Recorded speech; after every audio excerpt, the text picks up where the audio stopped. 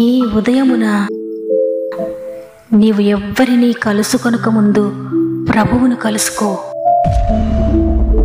నీవు ఎవ్వరినీ చూడకముందు ప్రభువును చూడు. నీవు ఎవ్వరితో మాట్లాడకముందు ప్రభువుతో మాట్లాడు. నీవు దేనిని వెదకకముందు ఆయన రాజ్యమును నీతిని వెదకు.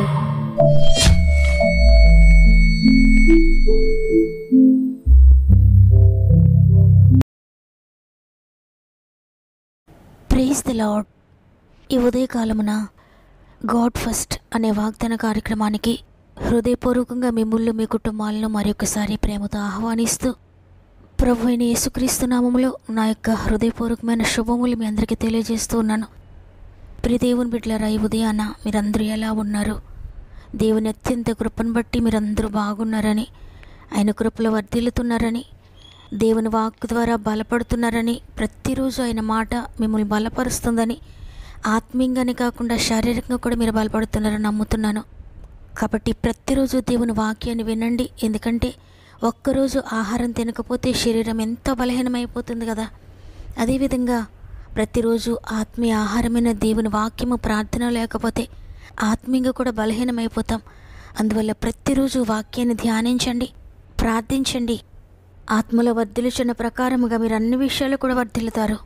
తప్పకుండా బలాన్ని పొందుకుంటారు. ఆత్మీయంగా శరీరంగా కూడా బలంగా ముందుకు నడుస్తారు.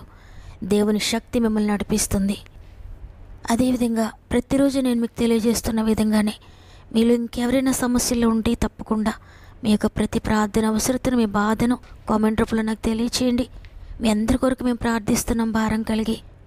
సృష్టికర్త అయిన దేవుడు మీ జీవితంలో జోక్యం చేసుకోబోతున్నారు. ఆయన చేతులకు అప్పగించండి. పట్టుదల కలిగి ప్రార్థించండి. దేవుడు జవాబిచ్చేంత వరకు కూడా ప్రార్థించండి.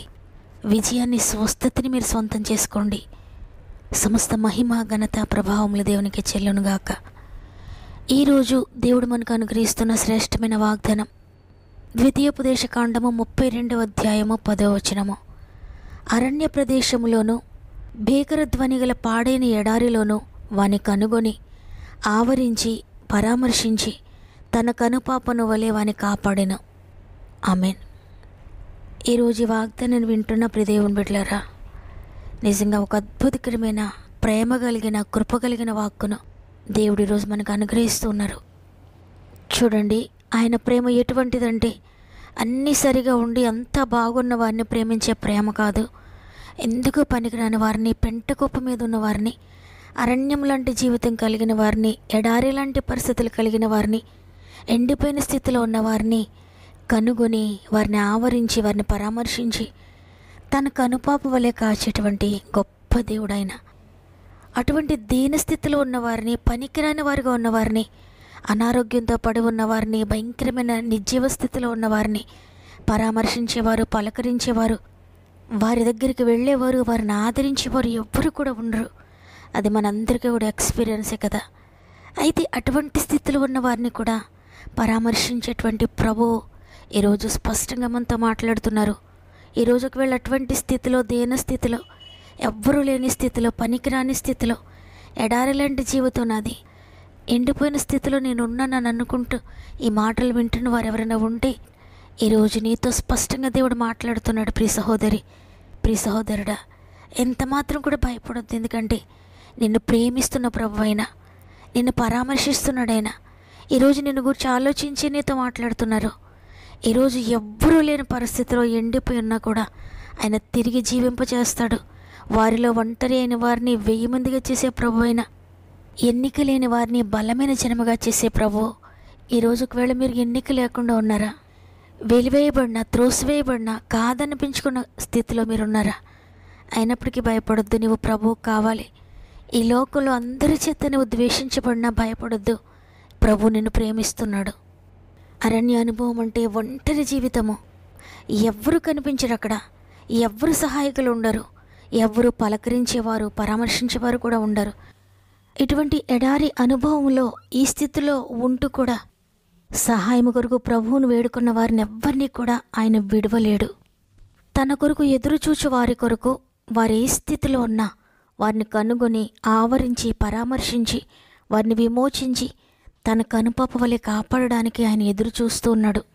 తనను నమ్మిన వారిని గూర్చి, ఆయన కొరకు ఎదురు చూసే వారిని గూర్చి ఆయన ఎంత జాగ్రత్త తీసుకుంటాడో, వారిని ఏ విధంగా కాపాడుతారనేది ఈ వాగ్దానం ద్వారా మనకు తెలుస్తుంది. కనుపాప వలె అంటే మనము చూడలేని, గ్రహించలేని విషయాన్ని సహితము గుర్తించి అవి కనుగుడ్డుకు తగలక ముందే కనుపాప కాపాడుతుంది. అదేవిధంగా మనకు అర్థం కాని, మనం గ్రహించలేని అనేక సమస్యలకు కారణాలెన్నో మన జీవితంలోనికి రాకముందే రక్షకుడైన ప్రభు మనల్ని కాచి కాపాడుతూ ఉన్నాడు. ప్రతిరోజు కాపాడుతున్నాడు ఆయన. ప్రతి సెకండు మనల్ని కాపాడుతూనే ఉన్నాడు.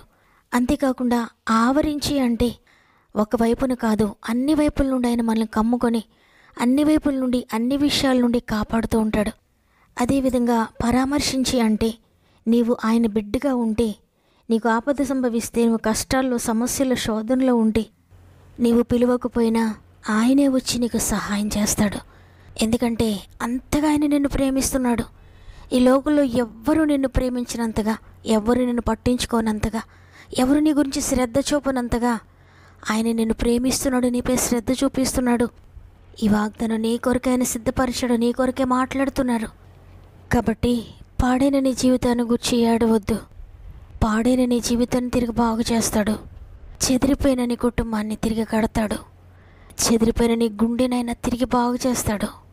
నీ జీవితంలో ఏదైతే పోగొట్టుకున్నానని ఏడుస్తున్నావో, దేనిని గూర్చి అయ్యో నా జీవితం ఏంటి ఇలా అయింది, నేను ఎందుకు ఈ పొరపాటు చేశాను, ఎందుకు ఈ విధంగా నా జీవితాన్ని పాడు చేసుకున్నాను, నా సమయాన్ని వ్యర్థం చేసుకున్నాను, నా పరిశుద్ధతను పోగొట్టుకున్నాను, నా నీతిని కోల్పోయాను, అనేకమైన పరిస్థితుల్లో నేను పడిపోయాను, దేవునికి దూరం అయిపోయానని కన్నీరు కారుస్తున్న ప్రియ చెల్లి, ప్రియ తమ్ముడు, ఈరోజు మరలా ఆయన నిన్ను పిలుస్తున్నాడు. నిన్ను బాగు చేయాలని, నీ జీవితాన్ని సరిచేయాలని, పగిలి ఉన్న పాత్రగా ఉన్న నిన్ను తిరిగి సరిచేసి వాడుకోవాలని ఆయన నీ కొరకు ఎదురు చూస్తున్నాడు. నీవు తిరిగి ఆయన దగ్గరకు వస్తే నిన్ను ఉన్నతంగా నిలబెడతాడు, ఉన్నతంగా నిన్ను వాడుకుంటాడు.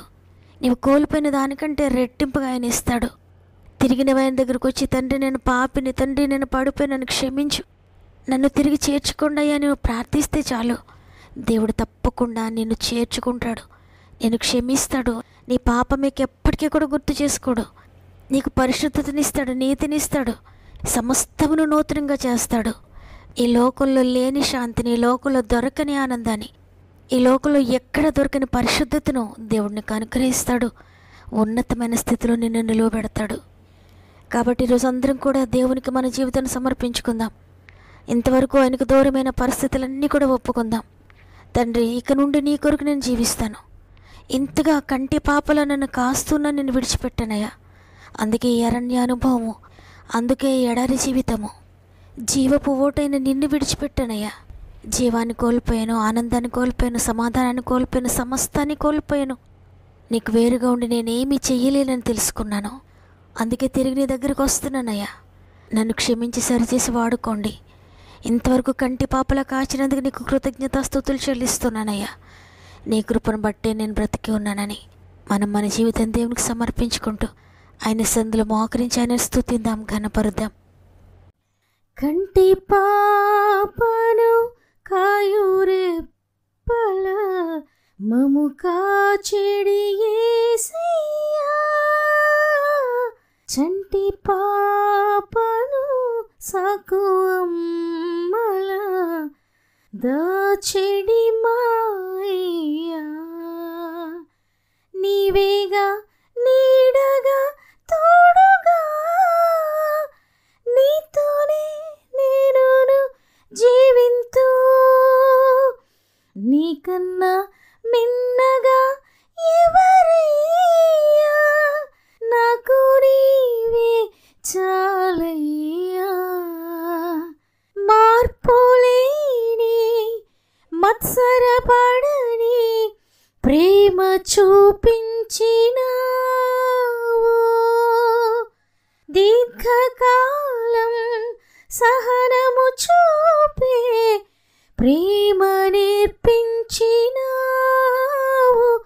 ఇది ఎవరు చూపించని ప్రేమ, ఇది లాభం ఆశించని ప్రేమ, ఇది ఎవరు ఎడబాపని ప్రేమ, ఇది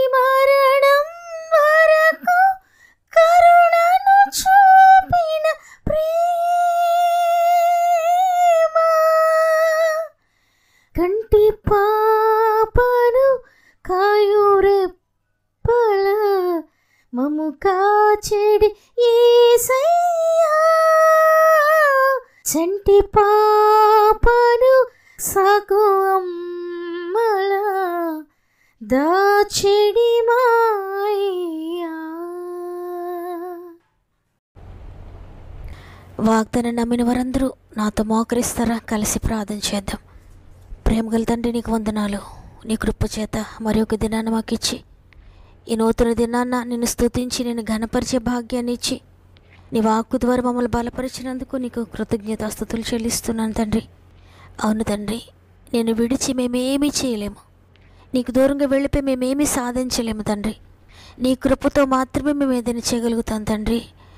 నీవే మమ్మల్ని సంరక్షిస్తూ ఉన్నావు, నీవే మమ్మల్ని పరామర్శిస్తూ ఉన్నావు. అరణ్యం లాంటి మా జీవితాన్ని, పాడైపోయిన ఎడారిలో ఉన్న మా జీవితాన్ని కనుగొన్నావు. నీవు నీ దగ్గరకు తీసుకున్నావు, తిరిగి సరి చేసి బాగు చేసి నీ కొరకు వాడుకుంటున్నందుకు వందనాలు తండ్రి. ఈ వాగ్దానాన్ని ఎంతమంది విని రిసీవ్ చేసుకుని ప్రార్థిస్తున్నారో, మోకరించారో, అందరి జీవితాలు ఈ వాగ్దానాన్ని నెరవేర్చండి అయ్యా. వారి పాడైపోయిన ప్రతి పరిస్థితిని మార్చండి. వారి ఎడారి జీవితం నుండి విడిపించి జీవజల నదులు వారి జీవితంలో ప్రవహించేటట్లుగా, వారి కడుపులో ఉండి జీవ ఊటలు ప్రవహించేటట్లుగా వారిని అభిషేకించండి. నీ కొరకు వాడుకోండి తండ్రి. మరి ముఖ్యంగా తండ్రి, ఎంతమంది బాధల్లో శ్రమల్లో ఉండి ప్రార్థన అవసరత కోరుతున్నారో అందరినీ జ్ఞాపకం చేసుకోండి. అందరి జీవితాల్లోనైనా వారి యొక్క పడిపోయిన స్థితి నుండి, వారు కోల్పోయిన స్థితి నుండి తిరిగి లేవనెత్తండి. వారు పోగొట్టుకున్నదాన్ని తిరిగి దయచేయండి. ఏ విషయంలో అయితే అనేక సంవత్సరాలుగా వారు ఓడిపోతూ వస్తున్నారో గెలిపించండి నాయన. ఆత్మీయంగా గెలిపించండి మొట్టమొదటిగా తండ్రి. శారీరకంగా గెలిపించండి అయ్యా. ఆరోగ్య విషయంలో గెలిపించండి అయ్యా. కోర్టు బంధకాల విషయంలో గెలిపించండి నాయన. ఉద్యోగుల సమస్యల విషయాల్లో గెలిపించండి తండ్రి. ఉద్యోగ ప్రయత్నాలు గెలిపించండి నాయన. వివాహ ప్రయత్నాలు గెలిపించండి అయ్యా. వ్యాపారంలో గెలిపించండి తండ్రి. గర్భఫల విషయంలో అనేక సంవత్సరాలుగా ఓడిపోతున్నారేమో, తిరిగి వారిని గెలిపించండి. తిరిగి అద్భుతం చేయండి వారి జీవితంలో తండ్రి. వారు పోగొట్టుకున్న సంవత్సరాలు తిరిగి దయచేయండి. వారు పోగొట్టుకున్న ఆరోగ్యాన్ని దయచేయండి. వారు పోగొట్టుకున్న సంవత్సరాలు దయచేయండి. వారు పోగొట్టుకున్న బలాన్ని దయచేయండి. వారు పోగొట్టుకున్న ధనాన్ని తిరిగి రెస్టోర్ చేయండి. ఏవైతే పోగొట్టుకున్నారో అవన్నీ కూడా తిరిగి మీరు దయచేస్తున్నందుకు కృతజ్ఞతాస్తుతులు చెల్లిస్తున్నాను. కామెంట్లో ఉన్న ప్రతి సమస్య కూడా యేసు నామములో తొలగిపోవునుగాక. ప్రతి కామెంటు యేసు నామములో జరుగునుగాక. కామెంట్లో ఉన్న ప్రతి విషయము యేసు నామములో జరుగునుగాక. ఎంతమంది అయితే విశ్వాసంతో కామెంట్ రూపంలో మాకు తెలియజేస్తున్నారో వారి విశ్వాసం ఎవరిని లేవనెత్తుతుందని నమ్ముతున్నానయ్యా. అదే సమస్య మాకు అవసరం లేదు, ఎటువంటిదైనా చేయగల సమర్థుడవు తండ్రి. అసాధ్యమైనది లేని వాడవయ్యా. నీ దక్షిణ హస్తము సాహస కార్యములు చేస్తుంది. నీ బాహుబలము అద్భుతాలు చేస్తుంది తండ్రి. ప్రతి జీవితంలో అద్భుతాలు జరిగిస్తున్నందుకు వందనాలు చెల్లిస్తున్నాను. మరి ముఖ్యంగా గర్భంతో ఉన్న బిడ్డలందరినీ కూడా జ్ఞాపకం చేసుకోండి. 9 నెలల చివరి వరకు మీరు తోడుగా ఉండి సేఫ్ డ్రైవర్స్ దయచేయండి అయ్యా. ఈరోజు పుట్టినరోజులు, పెండ్లి రోజు జరుపుకుంటూ అనుకుని గాయపడిన చేతులకు అప్పగిస్తున్నాను. ఈ సంవత్సరంలో అనేక నూతన కార్యాలు, నూతన అభివృద్ధి మీరు దయచేసి ముందుకు నడిపిస్తారని యేసయ్య పరిశుద్ధమైన నామములో అడిగి వేడుకుంటున్నాను తండ్రి. ఆమేన్. నా జీవితం ఎండిపోయింది, నా జీవితం పాడైపోయింది, నా భవిష్యత్ అంతా కోల్పోయినని నిరుత్సాహంలో ఉన్న ప్రియ సహోదరి, ప్రియ సహోదరుడా, ఈ వాగ్దానం మీ కొరకే. తిరిగి ఆయన నిన్ను లేవనెత్తుతాడు. పాడైన నీ జీవితం తిరిగి బాగు చేస్తాడు. ఈ వాగ్దానం నమ్మండి. ఆమెను కామెంట్ చేయండి. తప్పకుండా మీరు నెరవేర్పుని చూడబోతున్నారు. మీకు అనుకూలమైతే తప్పక వాగ్దానం లైక్ చేయండి. మీకు తెలిసిన వారందరికీ షేర్ చేయండి. దేవుడు మిమ్ములు, మీ కుటుంబాలను అత్యధికంగా ఆశీర్వదించి దీవించునుగాక. దేవుని చిత్తమైతే తిరిగి రేపు అందరం కలిసి ఆయనను స్తుతిందాం. అంతవరకు ప్రభు మీకు, మీ కుటుంబాలకు తోడేండి నడిపించునుగాక. God bless you.